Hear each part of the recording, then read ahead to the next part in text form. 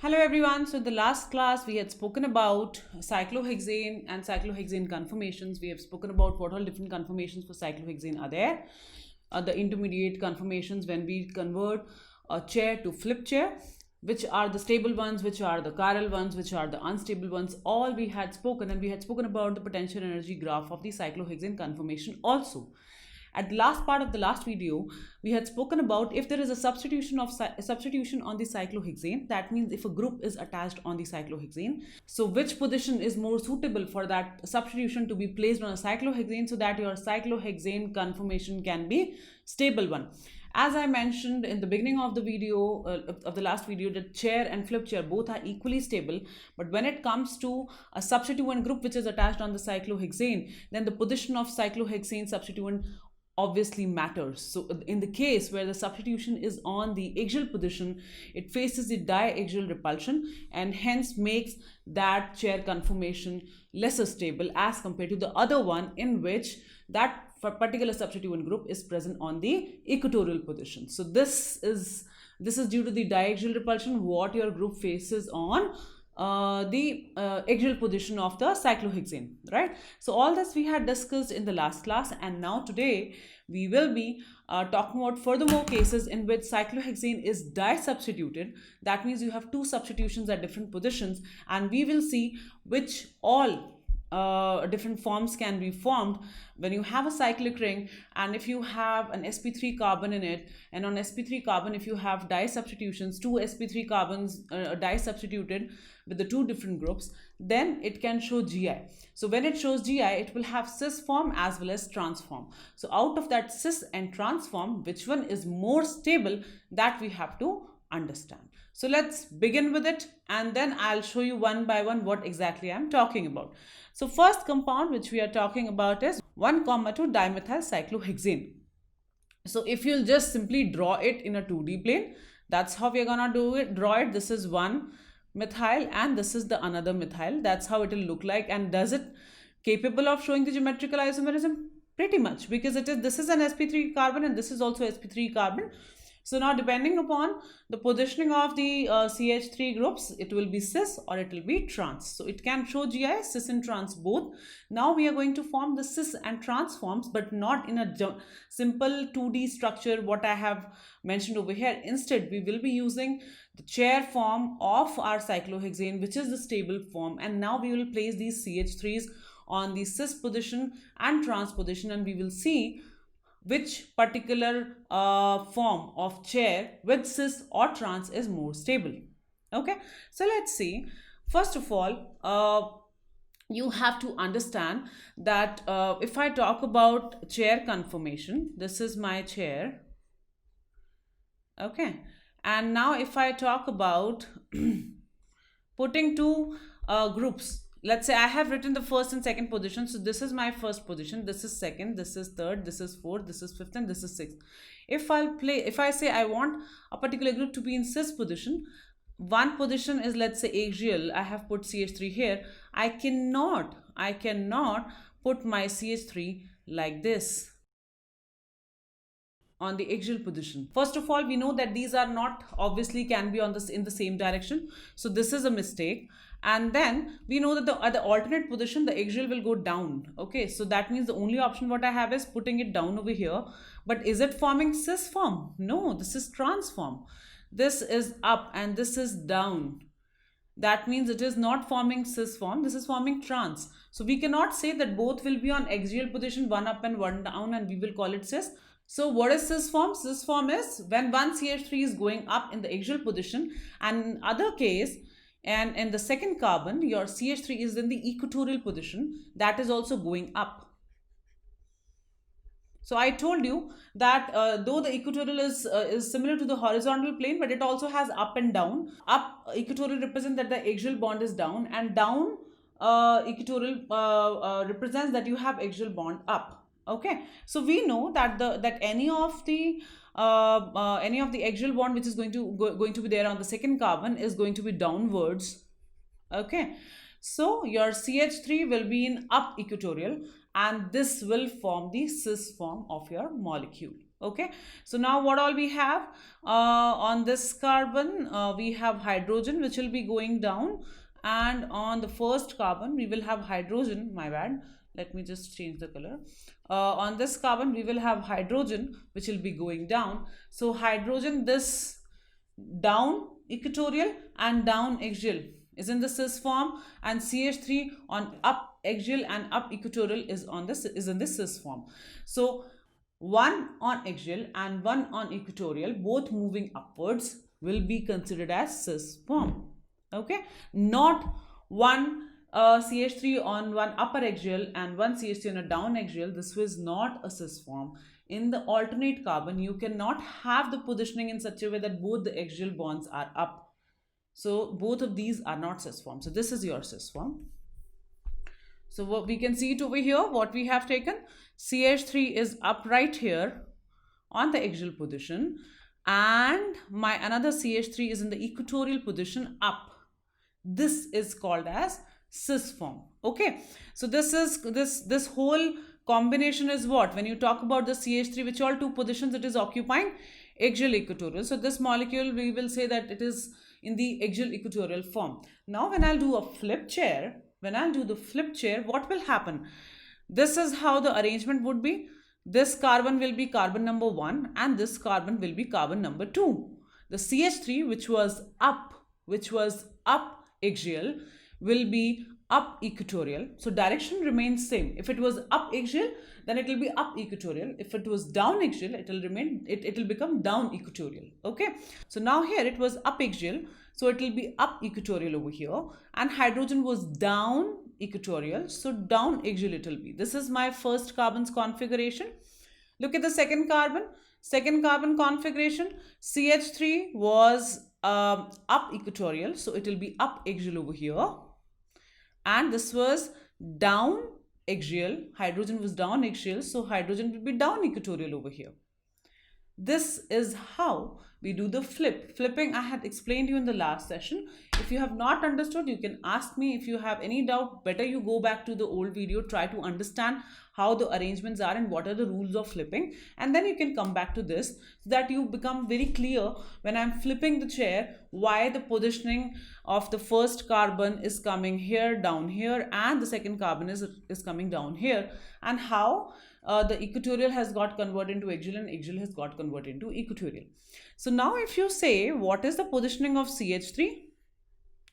What is the positioning of CH3? It is again axial and equatorial. At one carbon it is on the axial position and another carbon it is on the equatorial position. So in both the cases, no matter you flip the chair or without flipping the chair, the positions are going to be axial, equatorial, and both are equally stable. Both are equally stable. Lesser than trans, more than trans, that we will figure out once we will understand trans. But right now at this stage, without flipping or flipping, the configuration is equally stable. Okay, so we will write both are equally stable. Both are equally stable. Now let's move to the transform. So as I mentioned, the transform will be one particular CH3 on the axial position up and another CH3 on the axial position down. This will be a transform. Okay, so CH3 on axial position up, CH3 on the axial position down on the adjacent carbons is your transform, and both the hydrogens will be on the equatorial position. This is one structure. Okay, and we will call it as diaxial molecule. This is the arrangement is diaxial. What do you think? What should be the stability of this molecule? I told you in the last video that if any group is present on the axial position, then it faces the high diaxial repulsion. Now here CH3 will face the repulsion due to the fifth axial bond, third up axial bond, and sixth up axial bond. These will have their own repulsions. Exactly same way for second carbon CH3, it will face a repulsion from sixth down axial bond and fourth down axial bond. So you have diaxial repulsion not only at one place but two places. One is the bond which are moving up, and one set is the bonds which are moving down. So in both ways you have diaxial repulsion for both the CH3, which will make your molecule highly unstable. So this is quite unstable. unstable. Is it even lesser stable than the above ones which we have done in cis? Yes. Why? Because there was only one axial position, so only one way repulsion was there. Equatorial was not facing any repulsion. Now in this case, both the ways you are facing repulsion, so definitely your axial equatorial structure was much stable than your diaxial structure. Now look at its flip chair conformation. So if I'll do the flip chair, what will happen in case of flip chair? My CH3s will come on the equatorial position. So for first carbon, the CH3 is up equatorial and hydrogen is down axial. Whereas on the second carbon, my CH3 is on the down equatorial and hydrogen is up axial. It is exactly, the directions are exactly same as what they are following in the previous structure. So CH3 here was up axial, that is why it is up equatorial over here. CH3 was down axial here and it is facing down equatorial over here, right? So this is exactly is your transform. One is up, one is down. One is, and now in this case, both are di-equatorial. That means both of the CH3s are not going to face any kind of repulsion. No, in the first case, in cis form, axial equatorial, only one type of repulsion was there, or one side repulsion was there. In diaxial transform, both ways the repulsion was there, and in di-equatorial there is no repulsion at all. So out of all these, which form is gonna be the most stable? Trans di-equatorial form is gonna be more stable. So I'll just write the name of it. It is di-equatorial. And if I have to arrange all these forms with respect to the stability, trans di-equatorial will be most stable. Then comes your cis axial equatorial, and then comes your trans diaxial. So this is how the stability order gonna be when we are talking about 1,2 dimethyl cyclohexane. Now let's move to the next compound. We are taking the same substitution dimethyl, but the positions we will change, and we will see if there is any change coming in the stability of the molecule or not. So now let's move to the next compound. What next compound we are talking about? We are going to talk about 1,4 dimethyl cyclohexanes. So again, I'm saying that CH3 I'm taking on the axial position up on the first carbon. So with respect to this, if I'll go to the fourth carbon, my axial position comes down. That means if I'll place CH3 there, it will become trans. So where will I place my CH3? I'll place my CH3 on equatorial up. Okay, that's how it will become cis. So CH3, one CH3 on axial, another CH3 on equatorial up is making my molecule cis. Now this compound will be called as axial equatorial, the same way how 1,2 was called. Now let's talk about its flipping. When I'll flip it, the first carbon's CH3 which was up axial will go to up equatorial, and this will be the placement of my CH3. And if I'll talk about the CH3 on the fourth carbon which was up equatorial will become up axial, right? So this is also axial equatorial. So equatorial will not face any kind of repulsion. The CH3 which is on equatorial will not face any kind of repulsion, whereas the CH3 which is present on the axial will face the diaxial repulsion. In both the cases, no matter you talk about the chair or you talk about the flip chair. So in cis form, a repulsion is there, and that is due to diaxial repulsion of the CH3 which is present on the axial position. Okay, so both are equally stable, or when you talk about the energy, both have same energy, no matter you talk about the chair or you talk about the flip chair in case of cis 1,4 dimethyl cyclohexane. Now let's talk about the trans. So in case of trans, what will I do? Trans means we have to put the CH3s on in the opposite direction. So one CH3 will be axial up and one CH3 on the fourth carbon will be axial down, and this will make my molecule trans. Both are on the axial position, hence the molecule will be called as diaxial and will face much more repulsion as compared to the previous one. Why? Because in the first case, in axial equatorial, only one axial CH3 was facing repulsion, or one side there was the repulsion. Here both the ways the repulsion is there. Up CH3 is also causing diaxial repulsion and down CH3 is also causing diaxial repulsion. Okay, now if I'll flip this molecule, what will happen? Both the CH3s which were on the axial positions will come to the equatorial positions. This is one position and this is another. And then what will happen? The equatorial positions are much more stable because they do not face any kind of repulsion. Hence, if I have to compare their you can say stability, let me mark it as first, second, third and fourth. It's exactly same as 1 comma 2. So fourth is gonna be more stable, most stable, then gonna be first and second, both are equally stable, and then gonna be a third. So basically di-equatorial will be most stable in the case of 1 comma 4 dimethyl cyclohexane. Then axial equatorial is gonna be next stable, and diaxial gonna be least stable, or you can say quite unstable due to the diaxial repulsion. So I hope you'll be able to understand, because both the compounds were different but the positioning was nearly same, and hence the stability order is also same. Now let's say if I move the methyl group to third carbon, okay, so if the combination is 1 comma 3 dimethyl cyclohexane, then what will be the stability order? Let's see. So in 1 comma 3 dimethyl cyclohexane, what we have now, we have to place two methyl groups on cis. On the first carbon, I have put it on the axial position. Now goes down axial, then goes up axial. So here the third carbon also gives you up axial, right?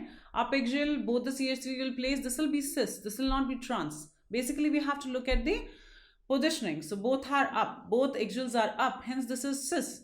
So this will be diaxial, right?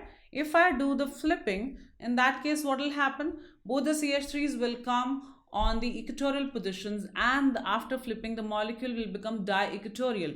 So here my CH3 up and CH3 up both are placed on the up equatorial position, and equatorial faces no repulsion, hence gonna be more stable with respect to diaxial for sure. And let's see what is there in the trans. So in trans, to make it trans, what we would be needing, we will be placing CH3 up axial on the first position, and we will be placing down equatorial in case of third carbon. One up and one should be down to make it trans. Then if I'll flip it, again the similar story. Now on the first carbon it will be up equatorial, whereas on the third carbon it is down axial. So this is also trans. So both the groups are, or both the ways of representation are axial equatorial. Okay. Now when you arrange them in the stability order, what will you find? That cis di-equatorial is gonna be most stable because it is facing no repulsion. Then comes your axial equatorial, and then comes your diaxial. Arrangement will be, let's assume these are third and fourth molecule. So I'll write second is most stable, that is di-equatorial. Then third is equivalent to fourth. Both are axial equatorial, hence both are stable in the same way but lesser than di-equatorial, and then comes your diaxial. So in this case, what is stable? Earlier in all cases, your trans form was becoming more stable, whereas in this case, your cis form is more stable. So there is no fixed rule whether cis is gonna be more stable or trans is gonna be more stable. Do not create such kind of notions in your mind. Always analyze the molecule and then get what is gonna be stable. Second important thing is, when you're talking about, I have mentioned the compounds like 1 comma 3 dimethyl, 1 comma 4 dimethyl, 1 comma 2 dimethyl. So though I have taken methyl, here can be any group on 1 comma 2 position, 1 comma 3 position, 1 comma 4 position. Any group can be present. It's not necessary that it has to be methyl group. It can be fluorine, it can be chlorine, it can be alcohol, it can be ethyl, it can be any group, and the process of analyzing the molecule will still remain the same. So here you do not have to mug up the data. Instead, you should know how to form chair and the flip chair of the same molecule given, and then you analyze. Okay, there when they'll give you the questions in the exam, they will not mention whether they are talking about di-equatorial or they are talking about axial equatorial. We assume that the one which is more stable form in cis and more stable form in trans will be the maximum amount in the solution, right? So when I say I have a cis, let's say somebody asks me a question that in 1 comma 3 dimethyl cyclohexane, which form will be more stable, cis or trans? Let me tell you something. They are definitely talking about only di-equatorial. They are not talking about diaxial, because your molecule will not do flipping to become diaxial, or your molecule will not be doing that random flipping to become diaxial. That means from stable state, it would not like to go to highly unstable state. Even if it is going to that state, the stay there is very, very less, for very, very less time. And whenever you will look at the molecule, whenever you will grab a molecule and you'll try to see its conformation, it will come out as di-equatorial only. So that will be maximum percentage in the whole compound. The stable species will be in the maximum percentage in your whole compound, right? So when they are saying, it is for sure that they won't be mentioning about the type of chair they are talking about. They will just ask whether cis form is more stable or trans form is more stable. Now you have to see in which case it is forming di-equatorial. In whichever case the molecule is becoming di-equatorial, that will be the most stable form, and they'll be referring to the stable states only. They won't be referring to the unstable states. As simple as that. Okay, so when in this case they are referring to cis, they are basically referring to di-equatorial, and when they are referring to trans, both the forms are equally stable and hence will be equally convertible to each other. So they are talking about comparison between axial equatorial and di-equatorial. Nowhere in the picture they are talking about the di-axial positions. Okay, so this is what you have to keep in your mind while marking the answer. Now I have summarized all this in one slide. So dimethyl cyclohexane can be of three types. One is 1,2 dimethyl cyclohexane, 1,3, 1,4. If it is 1,2, trans form is more stable than cis. If it is 1,4, which was the next compound, again trans will be stable than cis, because in both the cases trans is giving you di-equatorial. Whereas in case of 1,3, cis is gonna be more stable than trans, because this is giving you di-equatorial. So whichever form gives you di-equatorial, that form is gonna be more stable whenever your cyclohexane is di-substituted. All just go by logic, do not try to mug it up. Okay, and then when you analyze the molecule, you will be able to understand which is less stable, which is more stable, and mark it accordingly, rather than going by a simple notion which is written in many books that trans is generally stable than the cis. But I have shown you the case where cis is gonna be stable than the trans. Okay, so go like this, and we are done with our conformational isomers or conformational isomerism. All different kind of questions what you have in your module, you will be able to solve them and ask me doubts in the doubt session. Bye bye.